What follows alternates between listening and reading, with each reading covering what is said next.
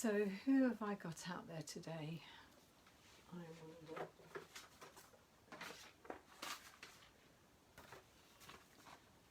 Put this up here.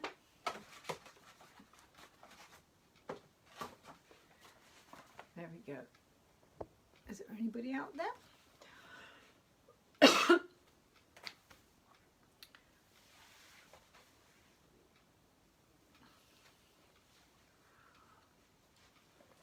So for anybody new, if you're just watching this for the first time, I usually come on about 5 minutes early and just chat, say a bit about what I do, and it's my way of introducing myself. So don't disappear thinking that the lesson's not on or anything. It is, but it just hasn't started yet. I'm just here a bit early just so people know I'm around.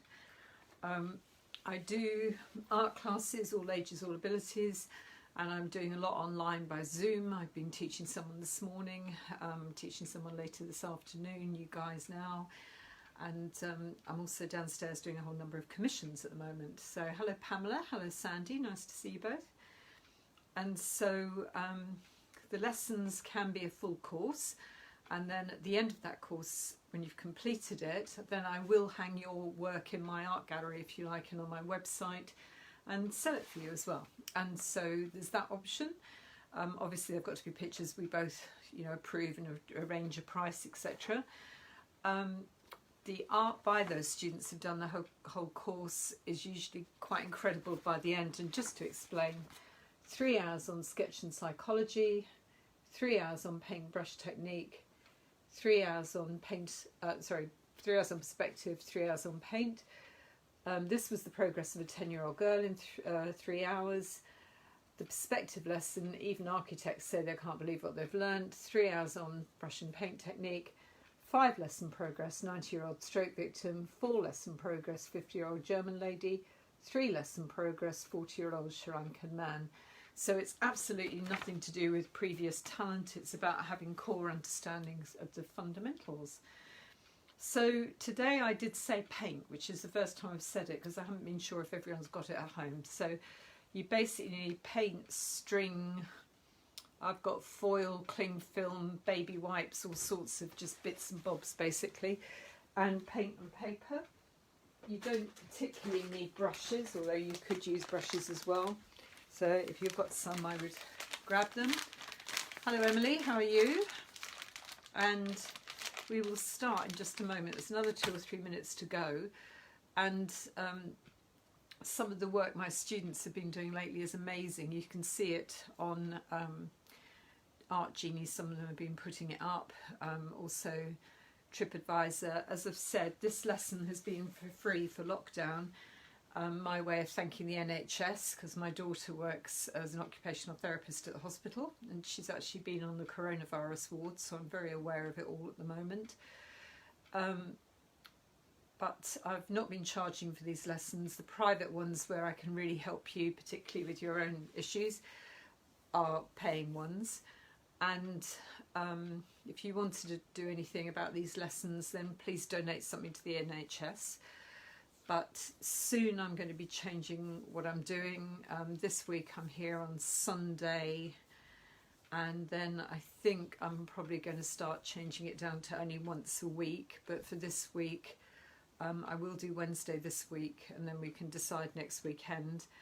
I'm planning on putting together a paid course. It won't be overly expensive, but to continue this. But basically, I'm now getting a lot of other work and a lot of commissions and things, so I need to spend more time on that. And if you are new to this, there's about 60 lessons floating around that I've done for free, so I think there's probably something there you haven't looked at yet.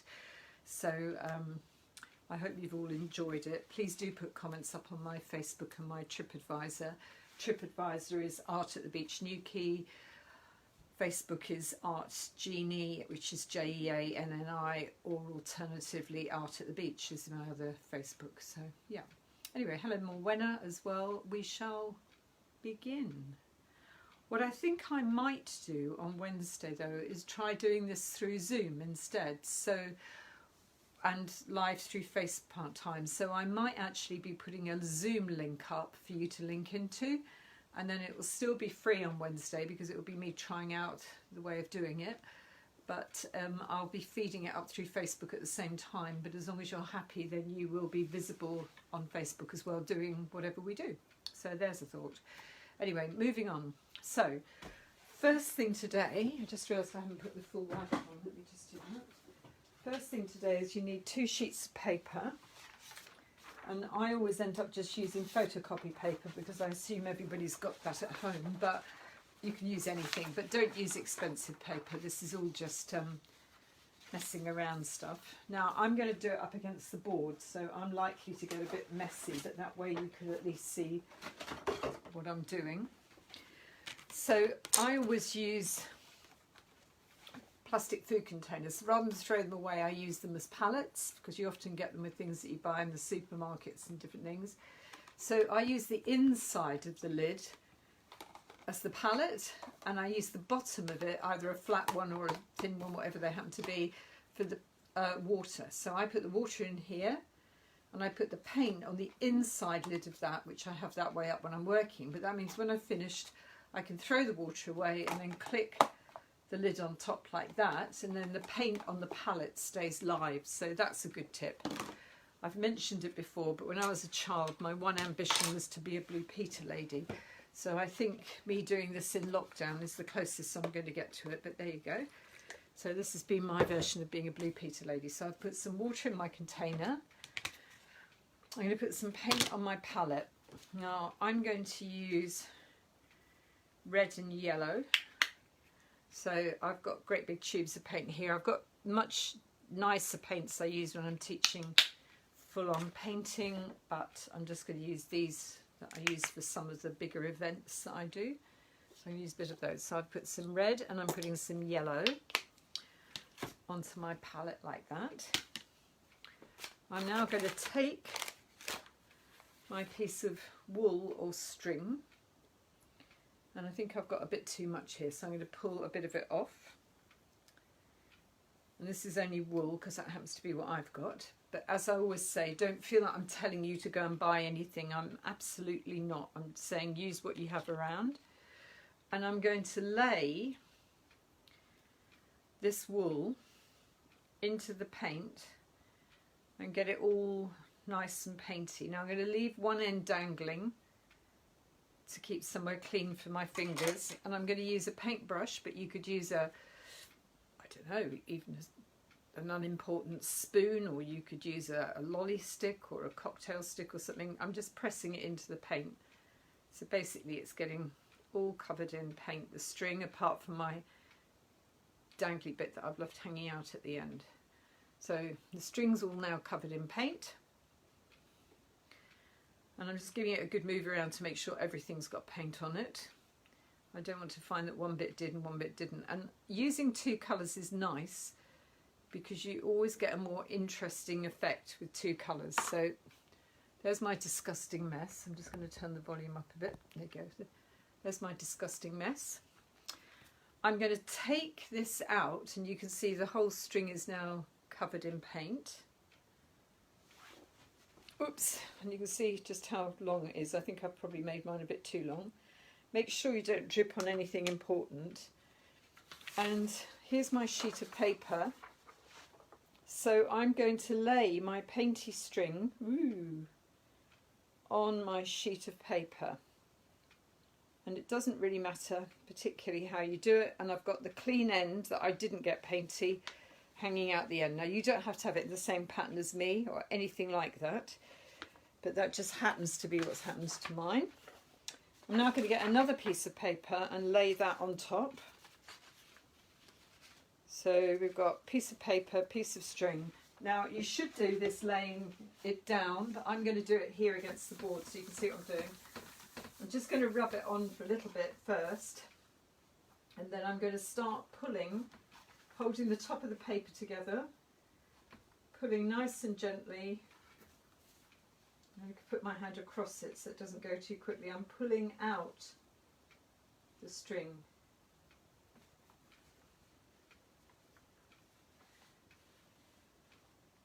Whoops. And I keep pulling it out. And I'm keeping some pressure on the paper so that it doesn't just pull straight away. And it would be easier. Ooh! Oh, I've just painted yourself and me. Well done. What a great art lesson. She's painted her own jeans, her jumper and her phone. There we go. I'm just going to drop that into a container so it doesn't get paint anywhere else. How painty did I get myself?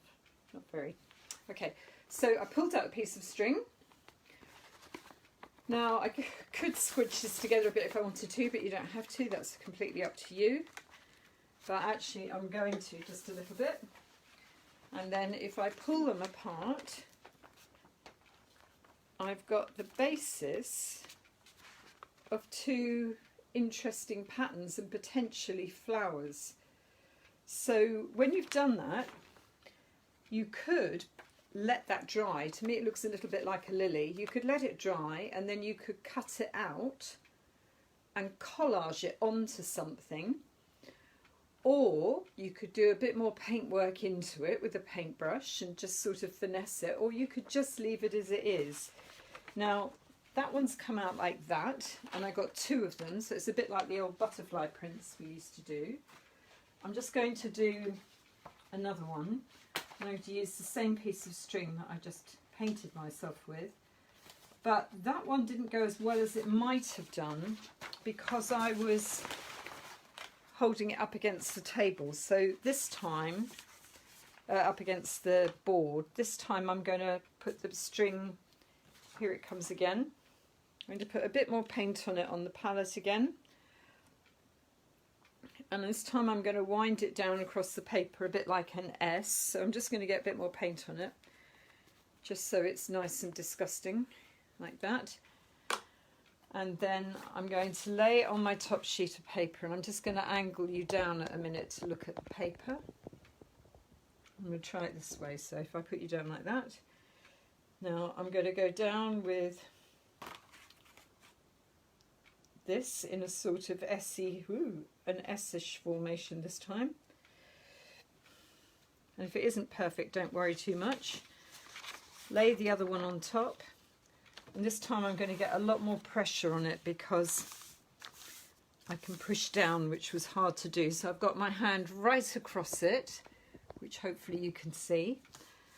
And I want to keep my hand there through the duration. And as I pull this time, I'm going to keep my hand on it and get a nice fluid pull.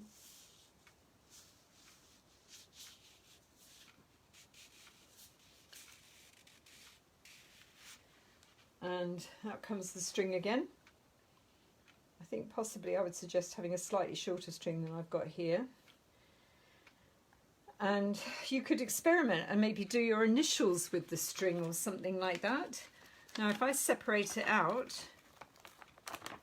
this time we've got a different sort of flower, and you could see the beginnings of a flower or a pattern that you could turn into something else. So this one again, we've got two for the price of one. You could now maybe do a different coloured string and lay it over and pull again. So that one you get these almost like lily-like pictures. So I'm just going to lay those down out of the way there. So that's two. Right. Next one we're going to do is take a sheet of paper, and this one you've probably all done before, but it doesn't hurt to remind you. So I'm going to put the page down here where hopefully you can see it, and this time I'm going to fold the page in half. And I'm going to put paint on one side, and I'm going to make that paint into the shape of a butterfly. So I'm actually going to squirt it on this time a little bit.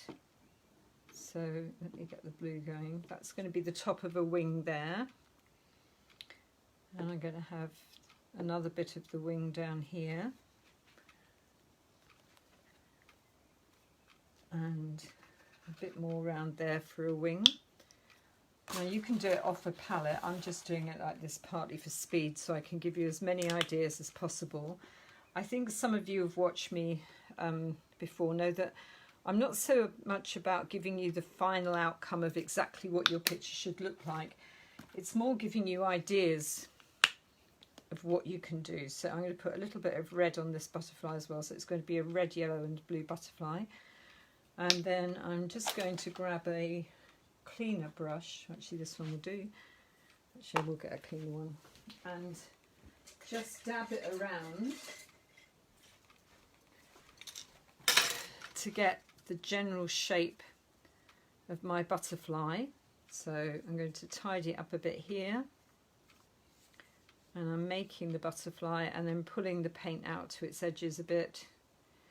And again, if it's not perfect, it doesn't actually matter, because sometimes the most amazing effects happen almost by accident. So I'm pulling this around to make my half of my butterfly, and I'm going to give my butterfly a body down the centre as well, and maybe one antennae on this side, so it's like half a body. There's my half butterfly, and it's being drawn up to the fold. And then if I fold the paper in half and press on it gently, I don't want to press too much because I've got quite a lot of paint on my sheet of paper, but I want to press just gently, and you'll see that I can actually see the butterfly through the page, so I can actually force its wings out a little bit further, but I can make it go where I want it to rather than just letting it go where it wants to. So I can force it more into the shape of a butterfly, so it's getting a bit bigger as I press the paint around. So I'm forcing it out with my finger, which hopefully you can see happening here. And do the same with the body, just fold that in. And if I open this one up, we end up with a beautiful butterfly. Now my body didn't quite work on that one, so I'm just going to fold it back gently and just rub the body bit again a bit harder. But I haven't moved anything, so it shouldn't have altered anything too much. And now we've got the whole body. Now you could wait for that to dry and then draw more onto it or paint more onto it if you liked, or you could just cut it out when it was dry. And then going back to one of the very early lessons, you could even make it into a double-sided one that you later paint the other side and then make it hang and fly like the ones in one of my earlier lessons. So if you look up flying creatures, you could use that idea alongside the flying creatures one. So that's the good old-fashioned butterfly one. The next one I'm going to do is I'm going to use baby wipe this time. So I'm only using the baby wipe, and I've got this paint on here, so I might use that in a minute for my flowers, but I'm going to do some leaves and some flowers. So I'm going to put a bit of green on my palette for the leaves. And I'm always saying don't use one colour when you can use two. So I'm using a bit of green and I'm going to use a bit of yellow. Then your leaves won't just be one flat boring colour. So I've got green and yellow on there, and I've still got a bit of the red and the yellow. So I might just put a little bit more yellow with that red because I've still got loads of red there. There we go. Now I'm using a screwed up baby wipe. You could use a tissue, you could use toilet paper. So screw it up, make it into an interesting shape. And I'm going to do the leaves first, so I'm just going to dab around in the paint like that. And these are going to be very, very vivid leaves, but I'm going to do this at the bottom. I would suggest you start at the bottom of the page because there's going to be a lot of paint there. And if we start at the bottom and if anything goes wrong, it doesn't really matter. Whereas if you start at the top and it goes wrong, it will be sad because you have very little you can do. Now, it would be a good idea to be working on plastic or something, but I'm coming up from the bottom like that, and you can see you get some really interesting effects for foliage. And it sort of comes and goes. Some bits look closer, some bit looks further away. When the paint starts running out, start coming up your page a bit so you've got less colour as you come up. and it looks like the foliage in the distance then. And you can see that you're getting a sense of distance and space with this. If I did have to reload it, then I come back to the front again, because that way I'm not suddenly putting a big dark mark at the top. I'm coming back down to the bottom again, and I'm going to start down here with some slightly darker marks just there. And being a bit random always makes pictures look better, especially if you're doing something in nature. Don't put all big marks in a row. Move yourself around a bit. We're getting quite a nice foliage at the bottom.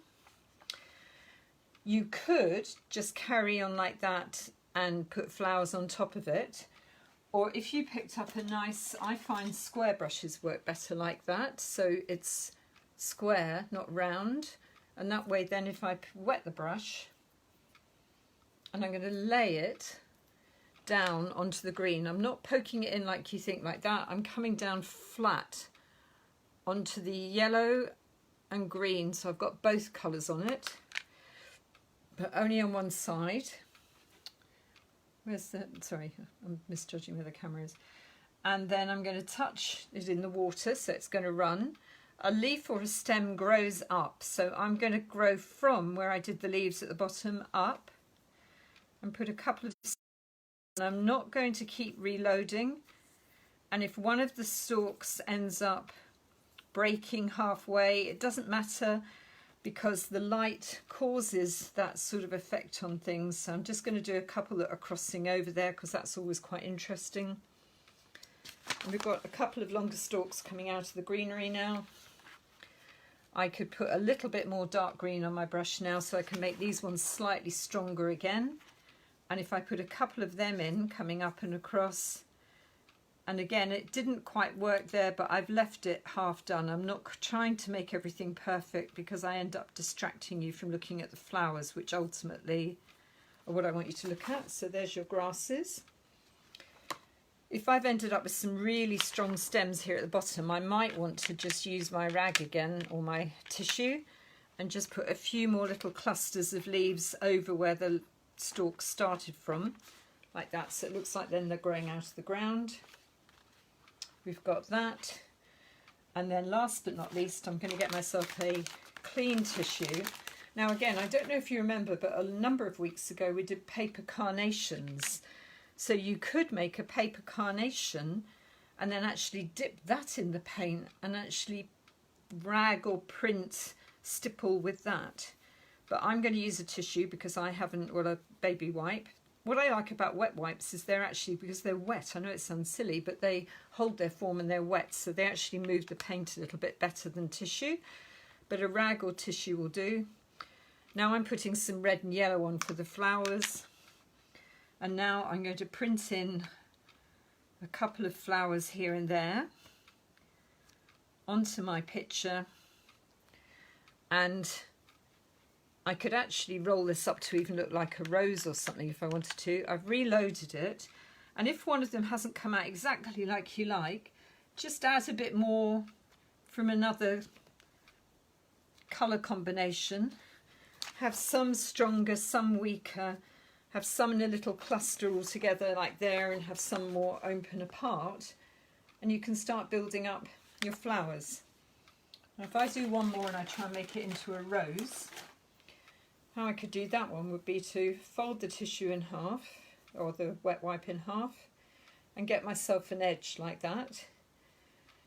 And then this time I'm going to roll it, but I'm rolling it with my thumb sort of a bit in the end to keep it a little bit open as I go. And now I can start doing it by hand, and I can actually start folding it a little bit as I go. And I can start building up like the head of a rose there. And you can see that I've kind of created a sharper edge, and I've got all the edges and ridges together. I don't think I've ever seen a yellow and red rose, although I suppose you can have them. I'm just going to dip that now, and I'm not putting lots of paint on, I'm just sort of touching the edges. And you can see, you can get a mark like that. And this one's going to look much more controlled than the other ones did.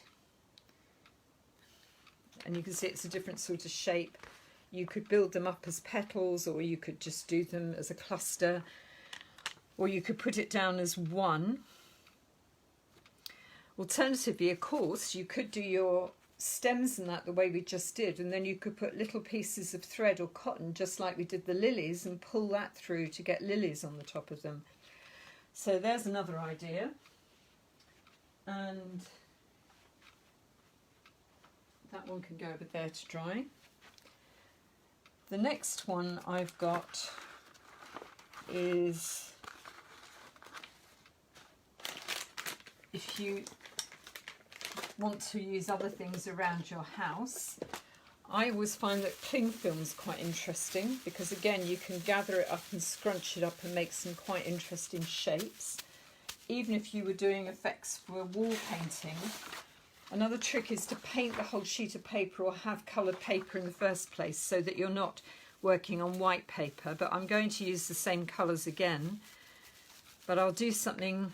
This time I'm going to do a little view, so I'm going to give myself a bit of blue, and I'm going to use the cling film. Now, there's no real reason that I've decided to do a little view because I've got the cling film. It's just more, again, about telling you to use your imagination and always think of options. So I'm going to have a little bit of blue and a little bit of white, because that blue is rather striking. I'm going to scrunch that up and have a little bit of the blue and a little bit of the white on my cling film that's scrunched up.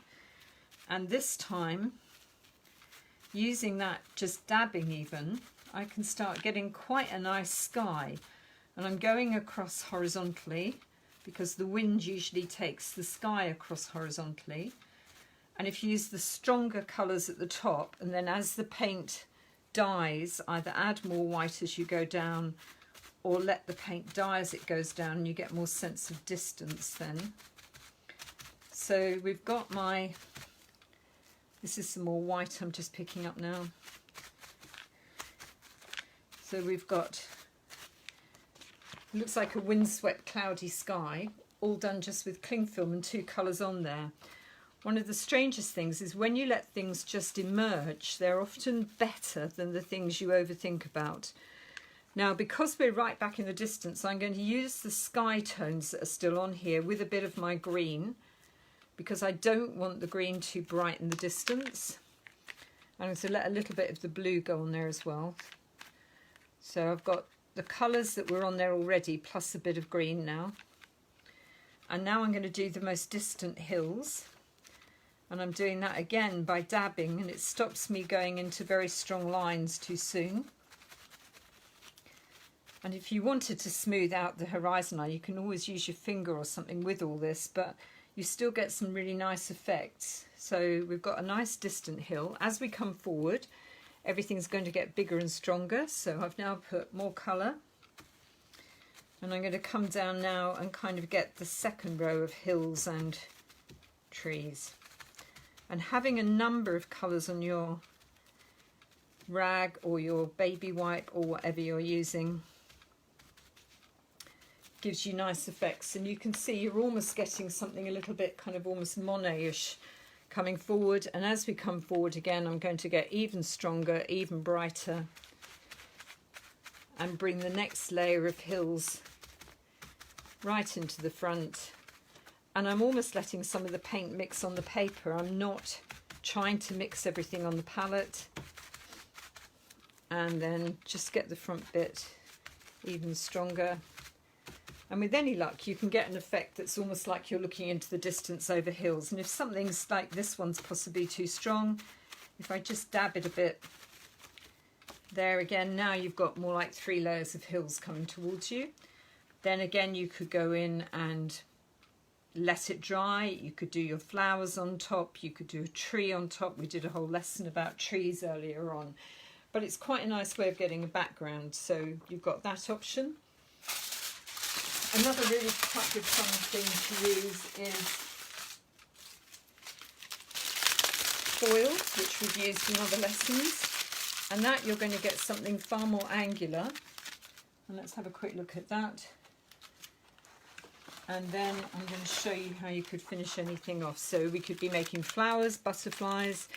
With the string idea, when you were pulling the string, You possibly could even put the string into the letters of your initials or something and pull it through. Now this time, picking up that multitude of paint with the foil is giving me something more like a Jackson Pollock sort of effect. But even if you did a background first and then painted onto it like that, that's kind of quite a nice paint effect you're getting there. And you've got all these different tones and shades. So if you were doing a hillside with plants on it, say a Scottish hillside or something, this would be a fantastic way of putting flowers onto an already green background. Because the danger when you paint is if you organise the flowers and things too much, then it distracts from the overall picture. And I think where the colours blend together and things, you can get some lovely different effects. Now there's a lot of blue going on there, but you can see the different ideas. You've also got wonderful things like taking it into a bit more of the printing thing, like the good old toilet rolls.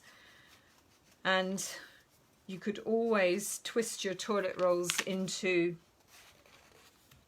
a mixture of paint and get some quite interesting, almost mathematical shapes from it, building up flowers in that way. So again, if you've got paint left on your palette, I always fiddle around with it, and a lot of the best art lessons and tricks that I've learned have come about through just playing literally with paint.